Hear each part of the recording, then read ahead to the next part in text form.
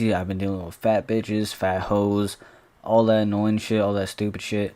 But we back now. I still don't have a ring light because I'm broke, and I have like I don't even know. I'm just fucking broke. Um, I was gonna shoot this video a lot earlier. I didn't, which paid out for me because Moicano's in, Armin Sarukian's out. Updated predictions, so I give you all the real shit and not the fake shit. And yeah, honestly, no intro. Like, let's just start this off. Tagir Ulanbekov versus Clayton Carpenter. Clayton Carpenter's alright. Tagir's better. The only problem is Tagir doesn't fight because these Russians, they don't usually fight much. Tagir, he just doesn't fucking fight. Clayton just isn't on Tagir's level. He's not top 15 ranked. I don't think he's ready for it. I mean, he has a lot of power. He's really fast, but he's known to gas out. His wrestling's it's not so bad. His grappling's pretty good, actually. His grappling's pretty good. His boxing's pretty good. Pretty bad technique, but I mean, speed and power will carry you. Like, it just is what it is, you know? But I think Tagir will win. I was thinking decision or submission. I'm going to go submission. I think, even though Clayton Carpenter has good grappling skills, Tagir is great on the ground. I think he's better. At first, I was going to pick decision because I was like, they're just going to cancel each other out in grappling. But there's a clear skill difference. I'm going Tagir Ulanbekov. Submission, second round. And we're just going to speedrun this shit until the main card, in all honesty, because I don't give a fuck about this. Like, some of these fights are good, actually. Some of these fights are good, but you know, I was gonna make a prediction video for the Mackenzie Dern versus Rebus fight. I could not bring myself to do that shit. No motivation. The fight sucked. Majority of the fights sucked. The card wasn't great because we're still doing Apex cards like 5 years later when we don't need to. You know, Dana White, you promised us we wouldn't have Apex cards, but we do. And yeah. Now this is really what I care about. Ricky Tercios versus Bernardo Sopaj. Bernardo Sopaj, you might remember him. He got highlight reeled. He got highlight reeled. He got flatlined, flying knee. Vinicius Oliveira, lock dog. A really good prospect. Vinicius Oliveira is not Sopaj. But Ricky Tercios is mid. He's just the mid of mid. He has alright grappling. His striking's alright. He doesn't really have much punch power. But it's bantamweight, you know, you're not going to find much people with punch power unless you're like Davison Figueiredo or Pierian. Let me just double check on Ricky Tercios' record. Yeah. Yeah, his last loss was Raul Rojas Jr. The guy I hate very much.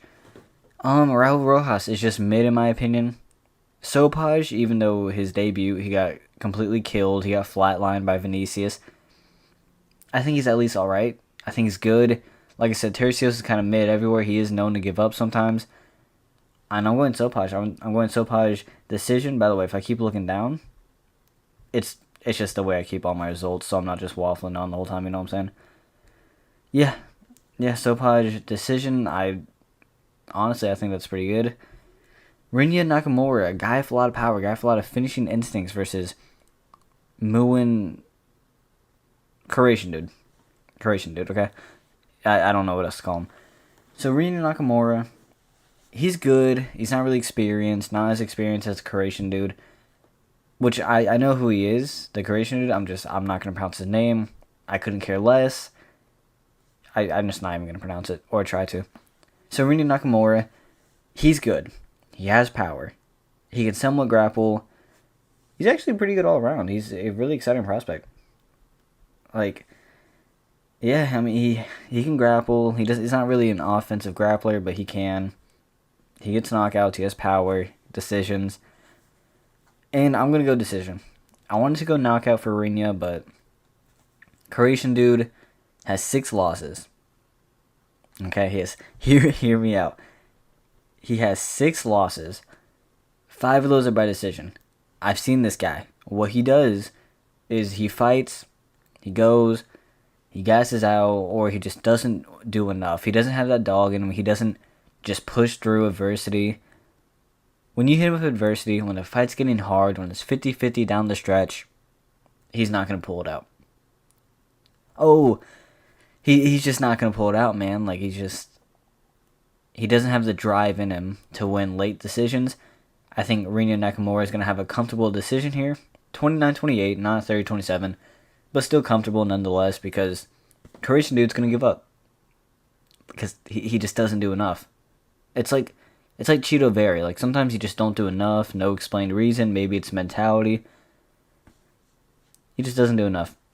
So Ryu Nakamura, I recommend you go decision or KO, but I think decision is gonna be honestly your best bet. Karol Rosa versus Aileen Perez. Karol Rosa just does a bunch of leg kicks, pretty good range striker, and Aileen Perez misses weight, lays on you, and shakes her ass. That's it. That's all she does. I'm going Karol Rosa because she's here to be an actual fighter. Good leg kicks, really good leg kicks, can really do some damage with them.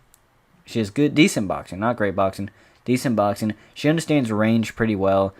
Aileen Perez will kind of dry hump you against the fence, get a judo throw, and just lay on you. Which I'm fine with. She got a fat ass, but it's like, that's not. I mean, it might work. It's women's MMA. It might fucking work. You know what I'm saying? So Karol Rosa, I'm going her because I believe in her leg kicks, and Aileen Perez is slow, big, misses weight. She's a 50-pound ass. But Karol Rosa, she's a man. She has nothing to lose. If she's not a fighter, she can't be an OnlyFans model like Aileen Perez can. She doesn't have that fallback. She has to be a fighter. She looks like a man. I mean, Aileen Perez from that angle kind of does too. But Aileen Perez has a fat ass. So, yeah, it's really OnlyFans model who has a fallback option and fighter who looks like a man who doesn't have a fallback option. Karol Rosa's, she has something to fight for. So I think she's going to chop Aileen Perez up with leg kicks. And I think it will be TKO. I think she'll slow her down enough, make her quit, and just the leg kicks are going to play a huge role in here. The leg kicks are just going to slow her down so she can't wrestle, so she can't be a weight bully because, she misses weight. It's going to slow her down so she can't wrestle. Well, I don't know why I'm trying to explain women's MMA. She's going to slow her down. She won't be able to wrestle. Aileen Perez sucks at striking, so it's just going to keep happening because she doesn't know how to defend anything. And eventually it's just going to be TKO. Or, it's women's MMA. Go decision. I don't care if I'm saying TKO. Go decision. It's women's MMA. It's the safest option. It's the fucking safest option. Grant Dawson versus Diego Ferreira.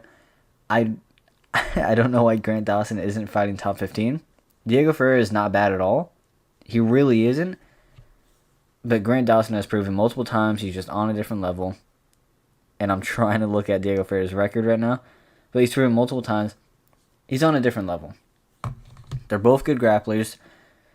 But, Grant Dawson, he just kind of runs through people. His grappling's really good. His striking is there. It's alright. It's not great. It's not horrible. It's just there. But his grappling is elite. His wrestling's good. His ground and pound is really good. Diego Ferreira, he does have good grappling, but it's more submission based. So I think go Grant Dawson decision. These people are just going to cancel each other out with grappling. However, Grant Dawson is more of a wrestler than Diego Ferreira. And I think he'll have more control. More control, more ground and pound. He'll do more in the scenario. It's going to be probably a boring grappling match, but it's Grant Dawson. It's like what do you expect? It's two grapplers. It is what it is. So I'd say go him decision or submission, but I'd say decision, personally. When you have two grapplers, it kind of just who can lay on and who can dry hump each other the most. It turns into a Diddy party. It's weird. It's weird to watch. Bogdan Guskov, Anthony Smith 2.0 versus Billy Alicana. I don't know who Billy Alicana is. All I know is that Guskov was not supposed to fight him. It's a short notice replacement. He was supposed to fight Johnny Walker. Something happened with Johnny Walker. And honestly, Johnny Walker is probably going to get knocked out. So this is probably better. Probably better for Johnny Walker, his career, his CTE, his wife, all that shit, low-key. But Bogdan's good. Kinda. Kinda. He's Anthony Smith if he had power. Versus Billy Alicana, who I don't even know. It's his debut. Billy Alicana, it's his debut. Bogdan's gonna win. Honestly, the odds are very fucking close. I don't know. I really don't know. I'm very confident in Bogdan, but apparently people see something I'm not seeing. Like I'm looking at Billy's record. I've seen his fights, 2 of his fights. To be fair, I didn't do much research for this fight because I was researching the Johnny Walker because that's who it was supposed to be. I'm winning Bogdan. I don't trust that you're debuting against a guy who's number 13. He has knockouts. He finishes people. He's a good fighter. He's kind of proven himself. He's not great, but he's proven himself. Yeah. Yeah, I think he's going to knock him out in the first round. TKO. First or second round, but I'm going to go first round just because it's a short notice fight. And honestly, I just see him getting caught. Usually when you're on short notice, you're lapse in judgment, you get caught, or you gas out. So first, second round, Bogdan. I think that's a pretty easy one, but the odds are pretty close. So like I said, maybe, I mean, hell, bro, maybe I'm not seeing it, but the odds are pretty close. Now, Zachary Reese. I like Zachary Reese. He's good. He actually has a lot of power. He's an early finisher sometimes. I believe, who was the last person he fought? Jose Medina, yeah, and then Julian Marquez. That was a nasty uppercut. Azuma, I mean, Zachary Reese is good. A lot of power, but he's kind of a scrub in all honesty. Or he's not a scrub. He beats scrubs. He's not a great fighter himself, but like he's good enough to beat the people who are trash. Or even not the people who are trash, the people who are like just not great. It's middleweight. He beats people who aren't great. Azuma hasn't really proven himself in the UFC. Obviously, his debut. But, I mean, his record's really good. He's 18-3. LFA is really hard to really sustain a victory in because LFA, while it is a regional promotion, while it's not the elite, while it's not the major, LFA is really good.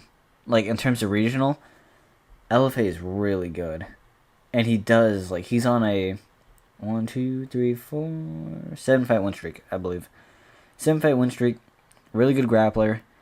He can get TKOs, but he doesn't have much at all. Really good grappler. Zachary Reese is kind of a retard who just throws punches. Prays they land. Yeah. Yeah, that's it. He throws punches, prays they land.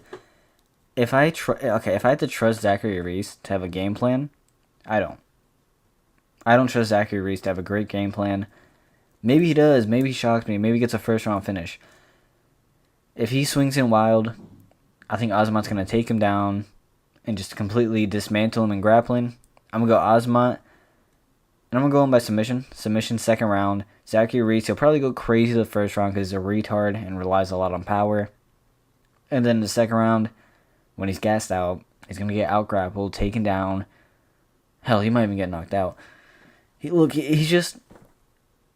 retard when he has energy. Just imagine him when he doesn't have energy.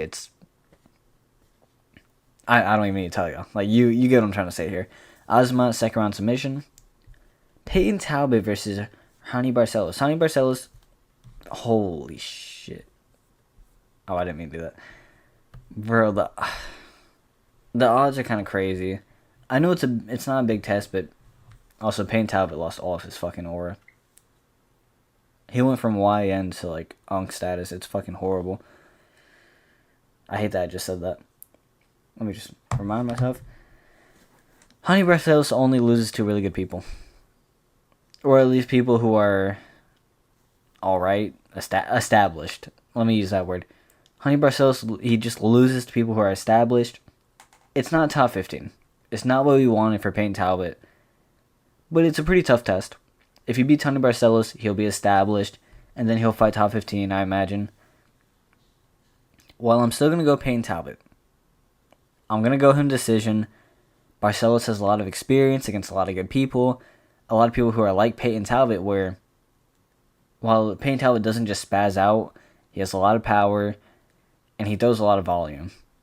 Usually. Sometimes he picks his shots, which is actually a very underrated skills of his. He picks his shots very well. Good timing, good reaction time. Hani Barcelos, though, I mean, let's look at his losses. Kyler Phillips, I know he just got dominated by Rob Font. But Kyler Phillips, he's established. Umar's fighting for a title literally tomorrow. Victor Henry, he got kicked in the balls. His balls are cooked.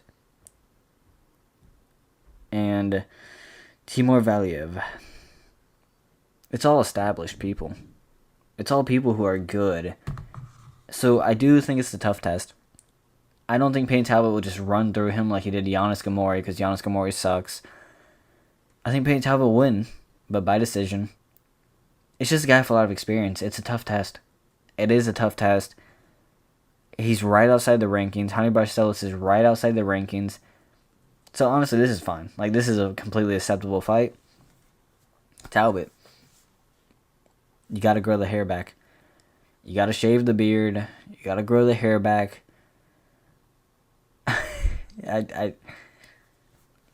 You went from a future prospect. You went from a future prospect, looks wise, by the way, to like a Walmart employee, a Walmart manager who's like 30, depressed, eats ramen, eats like a cup of noodles for dinner. You need to grow that shit back. But anyway, yeah, Payne Talbot decision. Honey Barcelos, he's good, experienced, just not top 15 level. And I think Payne Talbot is good. I think Payne Talbot has a lot of experience. I don't think, at least he doesn't have a lot of experience. A lot of instinct. He has a lot of good instincts. And I think that will carry him in this fight. So Payne Talbot, decision, but it'll be a tough test. I imagine it'll give him a tougher time than his other opponents, or he'll just knock him out and prove me wrong. He seems to like doing that a lot. Moving on, Kevin Holland versus René de Ridder, the main card. I'm going René de Ridder. I love Kevin Holland as a fighter. I think he is cool. I think his personality is great, at least entertainment-wise, and I also think that he's a quitter. I do. Yeah, he's a fucking quitter. He makes like every press conference, he makes an excuse. Why can't I say that word? I'm slurring right now. He makes an excuse. He's a pre-built something. He always has a pre-built something. When things, I understand. I'm not gonna call him a quitter for what happened with Roman Dolidze, but even if he did quit, or even if he didn't quit against Roman Dolidze, it's like he would have lost. He was getting out-grappled. He was getting really controlled. So it's like, you would have lost anyway. He's a guy who's mentally not... He's not a fighter mentally. And I know that's kind of fun. Like, compared to me and everybody else, he'd beat my ass. Like, that's not a shot at him. I'm not saying I'm more of a fighter than him. I'm just saying, compared to these other guys, compare Kevin Holland to, like, a Dricus du Plessis. Or, let's just use René de Ridder, right? Compare him to de Ridder. Kevin Holland is not going to submit GM3 late in the third round after going through an absolute war. He's not. He's not. If Kevin Holland gets hit with adversity, he'll fight, but he won't fight to win. He'll sabotage himself to be like, okay, well, I did this. Wonder Boy, he only struck with him because if he lost, he would be like, oh, well, I only struck with him, right? Who else? Who the fuck else has Kevin Holland fought? It's also just his personality. While I do like his personality, while he's an entertainer, he doesn't feel like he takes fighting seriously. He always feels like he wants a pre-built-in excuse. I don't know how to explain it, but you'll know what I'm talking about. If you've seen it, you'll know what I'm talking about. It's like he doesn't take fighting seriously, so if he loses, he can be like, oh, well, I just didn't take it seriously. Oh, well, it wasn't my A game. Oh, well, I didn't even try against Wonder Boy. I just tried standing up with him. It's like he doesn't want to be champion. So I think René de Ridder, he has better grappling than Kevin Holland. We just saw him get controlled against fucking Roman Dolidze. He was getting controlled against Jacare before, really old Jacare, by the way. He was getting controlled by Jacare before he got knocked out. I mean, hell, MVP shat on him. But that's MVP. MVP is one of the best strikers in the UFC. I can't take him. René de Ridder, he has the heart. He has the grappling, which is Kevin Holland's weakness. And I don't see Kevin Holland catching the Ridder and just knocking him out. He didn't do it with Mikhail Zaczek. Even though I don't think Mikhail Zaczek's even that bad. I'm just going to go... I'm going to go with the Ridder. I don't think he'll get a submission because Kevin Holland, while he does get controlled, he looks for submissions. And he's also really good at defending on his back. I'm going to go to Ritter. Kevin Holland just doesn't have the heart. So I'm going to go decision. Jailton Almeida.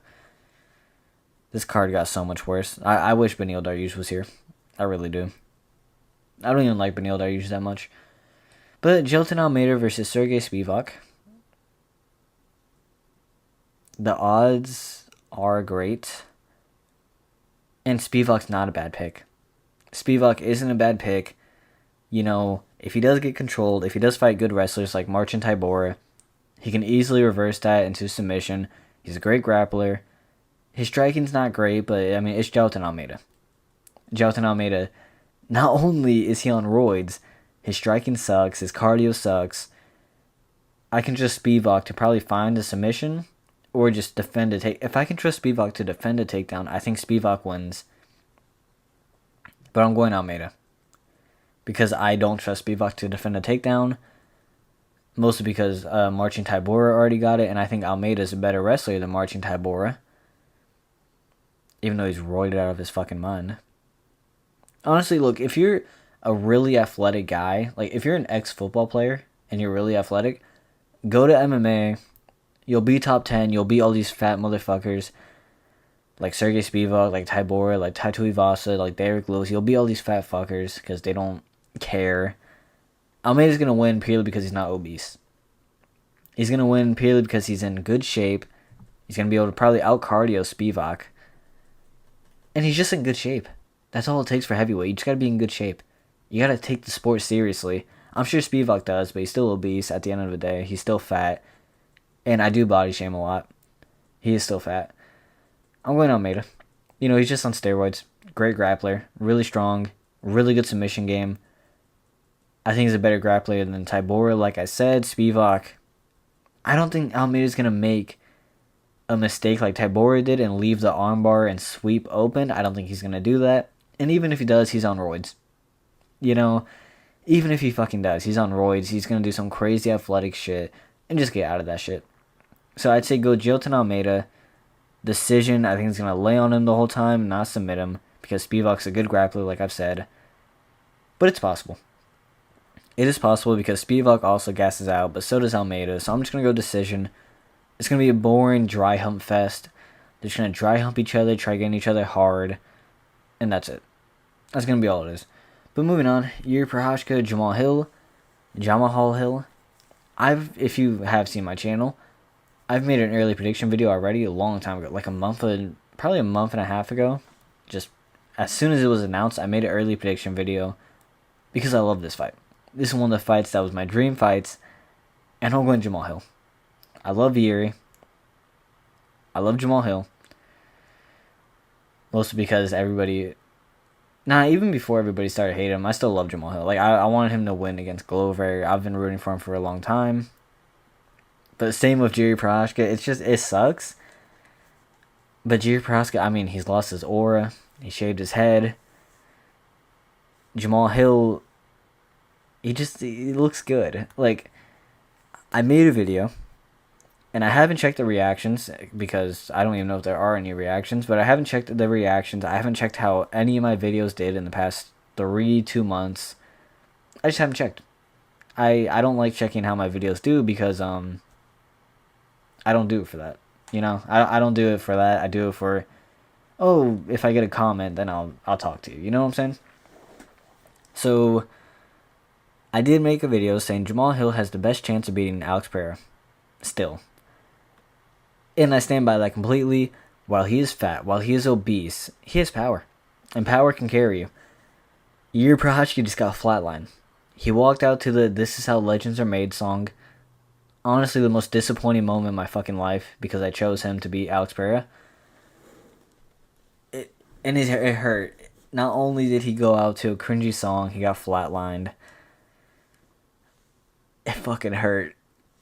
But just the amount of damage Yuri Prochazka has taken his last 3 fights, he got knocked out by Alex Pereira. And I believe November. He got knocked out by Alex Pereira. Yeah, early stoppage, but he still got knocked out. Kind of. He got concussed. We'll say he got concussed, right? He comes back. He fights Rakic. Rakic destroys him for 90% of the fight and then gets finished. A lot of damage. He fights Alex Pereira. He gets knocked down at the end of the round, and he gets head kicked, flatlined, and he got cooked. He got cooked. There's no way I can put it. Jamahal Hill is a YN. Jamahal Hill, he's got this. I believe in him. Everybody hates him right now. He's on a redemption arc. At first, he tried getting everybody to like him again because he started saying like a bunch of shit where he was like kind of looking for people to like him, right? Now he's embracing the hate. And I think that's perfect. I think you gotta embrace the hate. I think Jamahal Hill thinks he's the best person or the best fighter in the world. You know, everybody says, I think I'm the best. But not everybody believes it. I think Jamahal Hill, he's been champion. I think he genuinely believes he's the best fighter in the world. And when you think that, you're a dangerous person. Because delusion is what gets you this far. He's delusional. And I fucking like that. I like delusional people. Because that's what carries you. If you're a guy who loses and you're like, I guess he's just better than me. I guess he just owns me. He owns my family. He embarrassed me. He flatlined me in front of my family. Some Daniel Cormier type shit. If you're just saying, oh, well, he's better than me, you're never going to come back. You're done. You're done mentally because you don't believe no more. Jamahal Hill believes that's what's going to carry him to the next level. Also, Yuri's chin is done. I'm not 100% confident on that because I don't know. He has magical powers or some shit. He just has a great chin every fight. I think his chin's done, though. Jamahal Hill 100% has the power to put him out. Think about it. Alex Pereira has only respected one opponent in terms of power.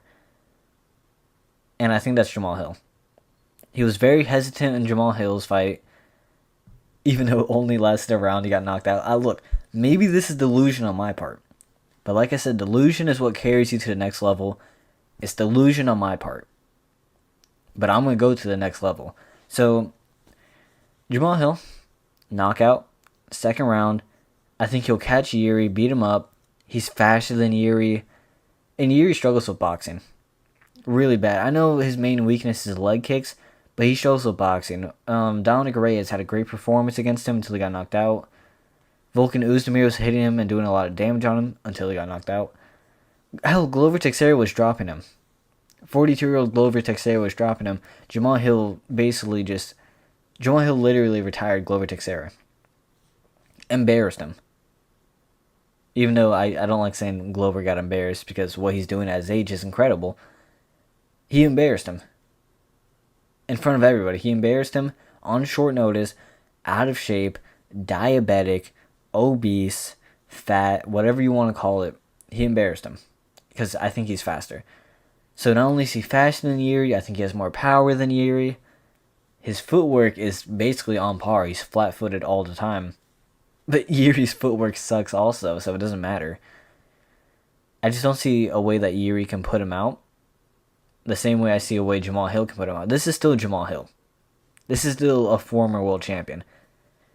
I understand he lost to Alex Pereira while coming off an ACL tear, who hadn't fought in a year and a half. Who, while it wasn't short notice, it was a really quickly put together fight for UFC 300. It's still Jamahal Hill. You know what I'm saying? It's still him. And I'm taking Jamahal Hill knockout second round. I love Yuri. I love Jamahal Hill. But I'm a YN, bro. I gotta support my hoodlums. But moving on, coming event. Merab Umar. I'm going Merab. I'm just gonna say that out the gate. He's underdog. Champion underdog is fucking crazy. Umar. Let me look at this man's fucking record, bro. I swear to God. I know people love to say he's only beaten one ranked opponent. Alright. I know people love to say that. And it's 100% true. They should keep saying that. He's only beaten one ranked opponent. Oh, you know, good shit. It's Corey Sandhagen. Corey Sandhagen does not beat elite people. He doesn't. I know I could get hate for that. Actually, no, I won't get hate because it's factual. That's fucking fact. Like, everybody can agree with that. He does not beat elite people. At least, he doesn't beat the top of the top. The Merabs, the Aljamains. I mean, you remember what Aljamain did to him. He doesn't beat the Merabs, the Aljamains, the the Peter Yans, the Figueiredos. He doesn't beat those guys. The Sean O'Malley's. He doesn't beat those guys. Umar, he did beat Corey Sandhagen, so he is also one of those elite guys. But I don't see Umar finishing him. And that's the main thing. I'm going to ask you this. Logical human being to logical human being, right? I hope you are. Unless you're like brain dead or some shit, or a retard. Do you trust Umar to go 5 rounds with Merab? I want to know. Do you really trust Umar to go 5 rounds with Merab?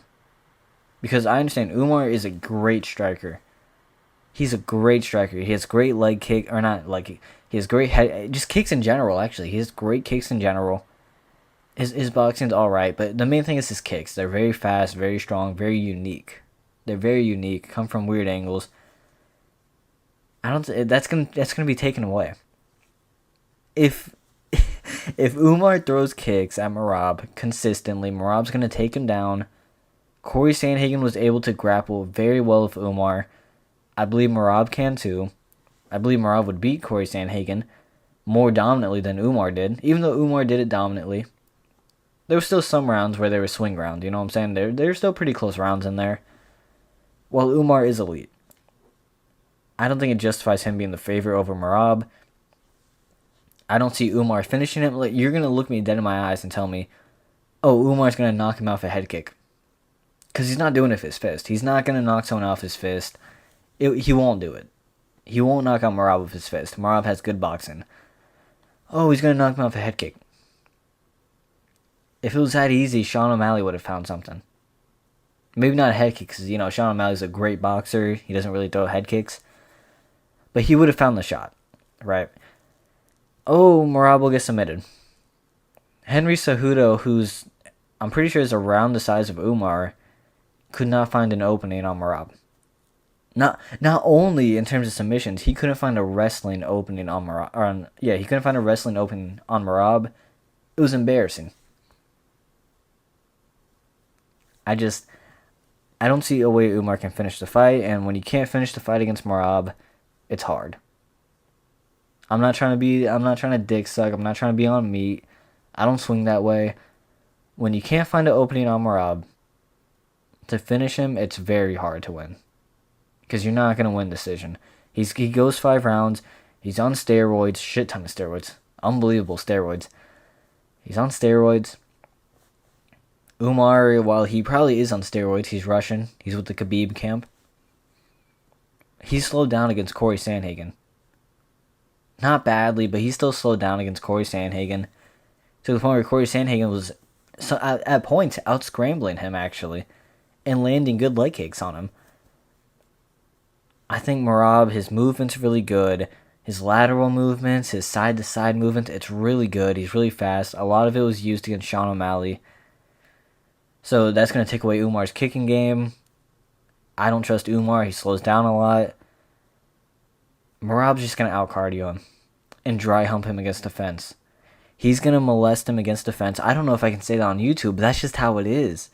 That's just the truth. He's going to molest him against the fence. I trust Merab. I trust Merab here over Umar. I mean, this guy's a fucking champion. This guy destroyed Cejudo in wrestling. Cejudo's elite. I know Cejudo doesn't get his credit at bantamweight. He's one of the best wrestlers. Just in general. And Merab made it look easy. Merab destroyed him. Jan. Look what Jan's doing now. Merab destroyed him. 5-0. Easy.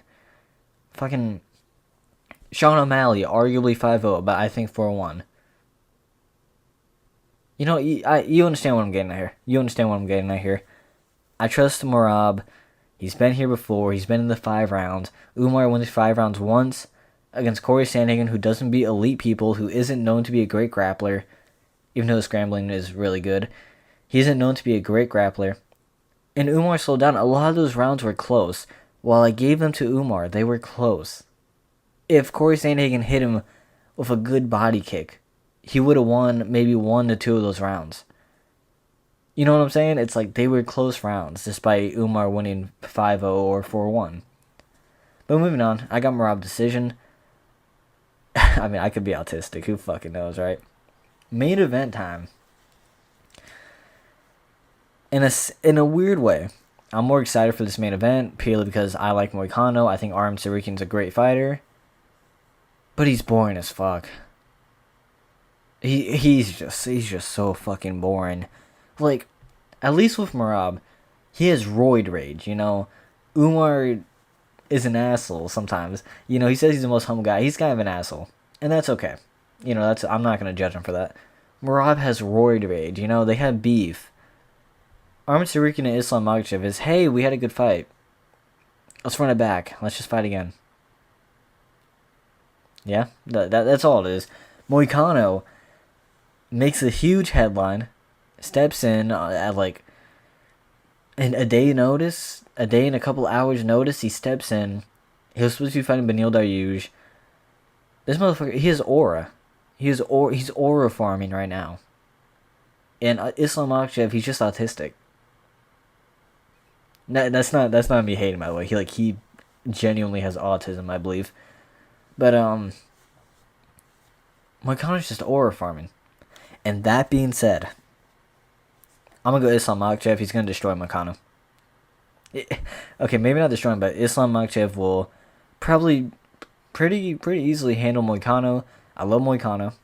I've chosen to win in his last 3 fights, and in the Beneil Dariush fight, I chose him to win because I believe in him. But man, it's Islam Makhachev.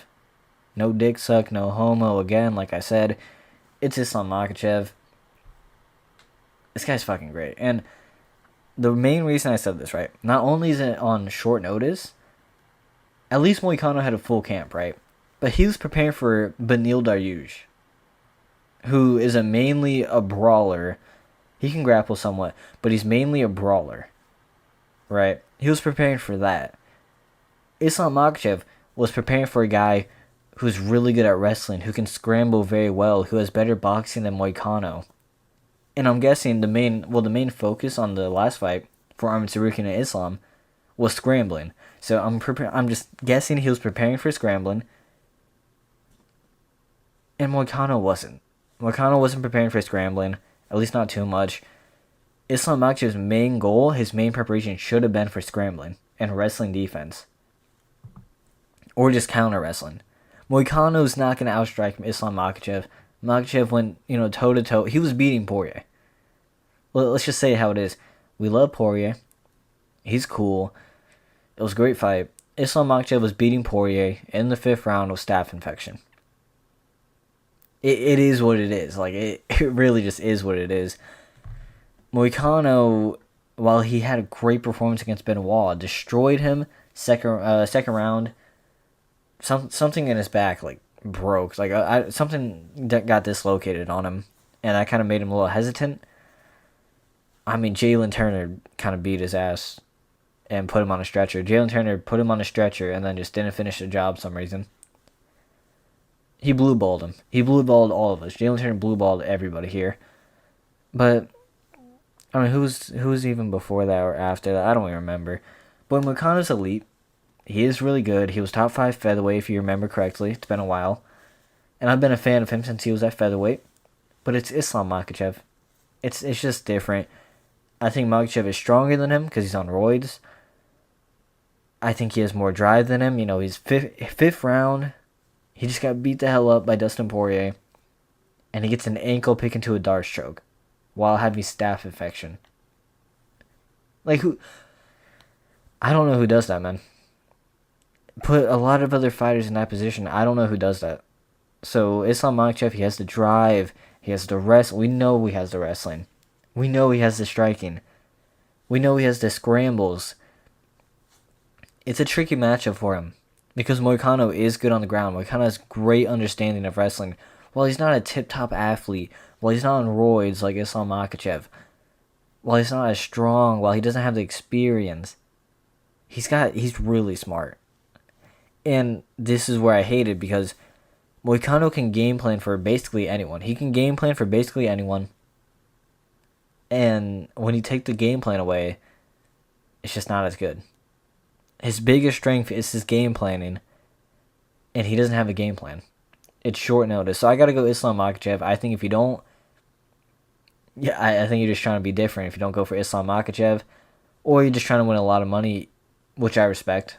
I respect that. If you just put like a $10 bet on Renato Moicano, I mean, shit, you might as well, right? If you got $10 to spare, you might as well put it. However, I do give Moicano a little bit of a chance. I think he will last a decent amount, and I'm going to 4th round knockout for Islam Makhachev. I think the first and second round will be a bunch of hard grappling, hard scrambling. Third round, Moicano will slow down. Islam Makhachev will start, beat him up a little bit for striking. And 4th round, I think Makhachev will drop him. I think Makhachev could drop him for a head kick, could drop him for a hook. He has a lot of power. Islam Makhachev doesn't get enough credit for his power, but he has a lot of power. He could drop Moicano. Jalen Turner did it. Benoit had success in the second round where he literally couldn't see. There's another fucking name. Oh my god, there's another guy I'm forgetting. Who the fuck? Okay, this is bothering me a lot. Who am I forgetting? Drew Dober. Drew Dober had some success. It's like, not much though. Not much. But, you know what I'm saying. He's not indestructible. Neither is Islam Makhachev, but Moicano's definitely not indestructible. He's not going to have the knockout power, but he could submit him. Moicano's elite on the ground, but like I said, his biggest strength is his game planning. He doesn't have a game plan. He didn't have time. So, yeah, Makhachev 4th round knockout. I hope Moicano wins because I love Moicano. But it's like he's crippled. You took away his best thing. Like, what do you expect from him? You took away his best thing. At least he gets a payday. I really fucking hope Moicano wins, but I'm not delusional. I am delusional, but not that much. Islam Makhachev 4th round knockout. It hurts for me to say that, but that's predictions. I'm going to start making videos. I have 4 videos actually that I've already set up. I just haven't posted. And the reason I haven't was because I haven't had any motivation because the UFC in the past 3 weeks has sucked completely. And I've been dealing with fat bitches and, their morale, they just get your morale down. No one loves hating more than fat bitches. I'm just going to leave it there. No one loves hating more than fat bitches. Remember that. And I hope Moicano wins.